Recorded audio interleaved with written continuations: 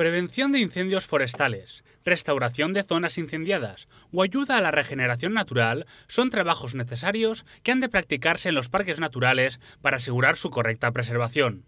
La consellera de Infraestructuras, Territorio y Medio Ambiente, Isabel Bonig, ha anunciado la creación de un convenio con la obra social La Caixa para crear 130 puestos de trabajo para la mejora de diferentes parques naturales de la Comunidad Valenciana. Este es el 7º año que firmamos este convenio por importe de 1,5 millones de euros, que va a suponer además generar puestos de trabajo, 130 concretamente puestos de trabajo a lo largo, y que van a ser actuaciones en los distintos parques naturales de la Comunidad Valenciana, aquí en la Albufera, también el del Túria, Calderona, Espadán, el del Túria creo Font Roja y el otro creo que era el de las Hoces de Cabriel, que son las actuaciones que se van a llevar, siempre supervisadas por personal de la Generalitat Valenciana. Para la ocupación de estos puestos de trabajo tienen prioridad colectivos de personas en situación o riesgo de exclusión social, como colectivos de exreclusos, parados de larga duración de más de 50 años o exdrogadictos.